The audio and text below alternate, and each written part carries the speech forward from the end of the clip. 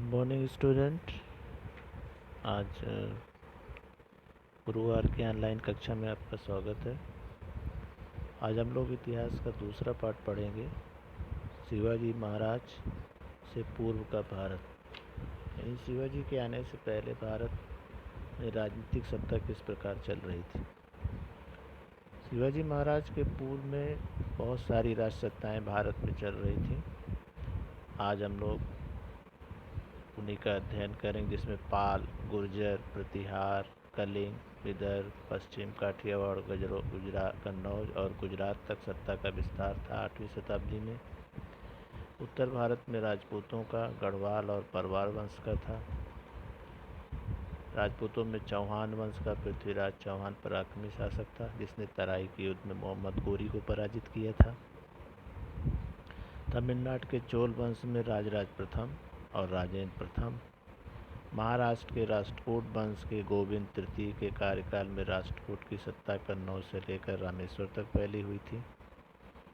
शिलाहार के 3 वंश पश्चिम महाराष्ट्र में उदित हुए। उसमें पहला वंश कोंकण और ठाणे में, रायगढ़ में दूसरा वंश, दक्षिण कोंकण पर तीसरा वंश, कोल्हापुर, सातारा, सांगली और बेलगांव जिलों के कुछ हिस्सों पर राज्य कर रहे थे।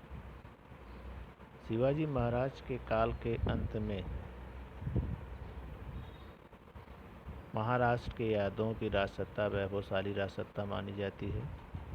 यादव वंश का शासक भिल्लम पंचम की राजधानी औरंगाबाद के समीप देवगिरी में थी। उसने कृष्णा नदी के पार अपनी सत्ता का विस्तार किया और ये स्वर्ण युग था महाराष्ट्र के शासनकाल में, और यहाँ पर वारकरी संप्रदायों का उदय हुआ। इसके बाद लगभग 11वीं शताब्दी से भारत पर तुर्कों का आक्रमण शुरू हुआ और सबसे पहले 8वीं शताब्दी में मोहम्मद बिन कासिम ने सिंध प्रांत पर आक्रमण किया और उसने सिंध के दाहिर राजा को पराजित किया। ईस्वी सन 11वीं शताब्दी में भारत पर तुर्कियों के आक्रमण हुए। वे अपनी सत्ता का विस्तार करते हुए पश्चिमोत्तर सीमा तक पहुँचे।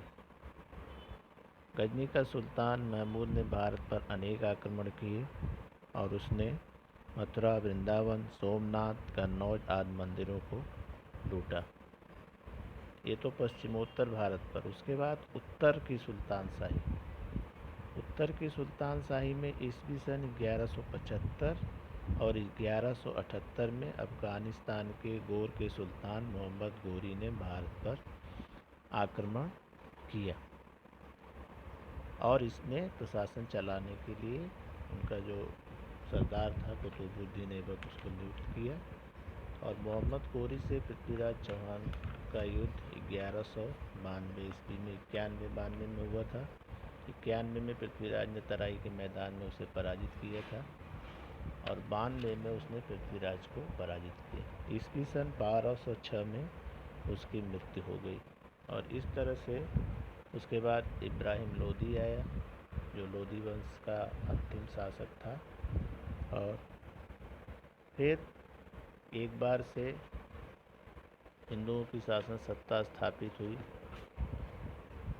दिल्ली का सुल्तान मोहम्मद तुगलक के कार्यकाल में दिल्ली की केंद्रीय सत्ता के विरुद्ध दक्षिण में हुए विद्रोह से 2 शक्तिशाली राज्यों का उदय हुआ। उसमें पहला राज्य था विजयनगर साम्राज्य। दक्षिण भारत के 2 भाई हरिहर और बुक्का ने ईस्वी सन 1336 में दक्षिण में विजयनगर की स्थापना की और हम्पी को अपनी राजधानी बनाई, जो इस समय कर्नाटक में है। इस विजयनगर शासन का सबसे जो प्रसिद्ध राजा था वो था कृष्णदेव राय। कृष्णदेव राय ने 1509 में यहाँ की सत्ता संभाली और उसने बहुत सारे कार्य किए। 1530 में उसकी मृत्यु हो गई कृष्णदेव राय की, और उसने हजार राम मंदिर और विट्ठल मंदिर का भी निर्माण करवाया। उसके बाद जो दूसरा राज था वो बहमनी राज था। बहमनी राज की स्थापना हसन गंगू शाह ने ईस्वी सन 1347 में की और इसकी राजधानी उसने बनाया गुलबर्गा। और इसका जो महमूद गवान जो था, इसका प्रमुख वजीर था। उसके बाद आती है बच्चों मुग़ल सत्ता। मुग़ल सत्ता की शुरुआत 15वीं शताब्दी में हुई। 1526 में दिल्ली की सुल्तान शाही समाप्त हुई और वहाँ पर मुग़ल सत्ता की स्थापना हुई 1526 में। और इसका संस्थापक था बाबर, जिसने मुग़ल सत्ता की स्थापना की। और पानीपत का युद्ध भी किया उसने 1526 में। उसके बाद ये युद्ध में पहली बार उसने तोपखाने का प्रयोग किया और 1526 के युद्ध में इब्राहिम लोदी को उसने पराजित किया। 1530 में बाबर की मृत्यु हो गई। अगर उत्तर भारत में, पश्चिम भारत में जाएंगे तो वहाँ महाराणा प्रताप थे। उदय सिंह की मृत्यु के पश्चात उनके पुत्र महाराणा प्रताप ने अकबर से बहुत सारे युद्ध किए और अपनी वीरता, धैर्य, आत्मसम्मान, त्याग आदि गुणों के कारण इतिहास में अमर बने रहे। उसके बाद आती है चांद बीबी। वो निजाम शाह हुसैन की पराक्रमी बेटी थी। उन्होंने मुग़लों से युद्ध किया और वीर गति को प्राप्त किया। रानी दुर्गावती। चंदेल राजवंश में जन्मी रानी दुर्गावती विवाह के बाद गोंडवाना की रानी बनी और उन्होंने बड़ी वीरता से युद्ध किया और अकबर के साथ युद्ध करते हुए वीर गति को प्राप्त हुई। उसके बाद आता है मुग़ल वंश का जो अगला शासक था औरंगजेब। 1658 में औरंगजेब शासक बना। उत्तर में कश्मीर से दक्षिण में अहमदनगर तक, पश्चिम में काबुल से पूर्व में बंगाल तक साम्राज्य उसका फैला हुआ था। उसके बाद गुरु गोबिंद सिंह, जिन्होंने सिख योद्धाओं को लेकर एक दल स्थापित किया जिसको खालसा दल कहा जाता है, और बाद में उन्होंने पंजाब से प्रस्थान करके दक्षिण महाराष्ट्र में नांदेड़ स्थान पर अपना निवास स्थान बनाया। उनका भी औरंगजेब के साथ संघर्ष हुआ और इसी आक्रमण के चलते 1708 में उनकी मृत्यु हो गई। उसके बाद राजपूतों के साथ अकबर का बहुत संघर्ष हुआ, लेकिन सौहार्दपूर्ण नीति से राजपूतों का सहयोग प्राप्त किया, जो औरंगजेब नहीं कर सका।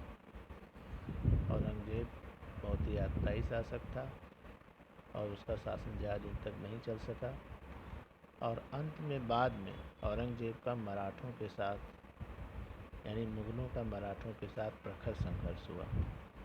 और आगे शिवाजी ने मुग़लों को कैसे पराजित किया है अगले पाठ में पढ़ेंगे। ये पाठ आज यहीं समाप्त होता है। यहाँ पे हमने कुछ प्रश्न दिए हैं, उसका उत्तर भी सामने लिखा है। गोंडवाना की रानी दुर्गावती, उदय सिंह के पुत्र महाराणा प्रताप, मुग़ल संस्थापक बाबर, बहमनी सुल्तान हसन गंगू शाह, गुरु गोबिंद सिंह का जो दल बनाया था वो खालसा दल था। इसके बाद बच्चों हम आपको प्रश्न उत्तर देंगे अगले सेशन में। Thank you. और पूरा लेसन आप किताब से फिर से पढ़िए। धन्यवाद।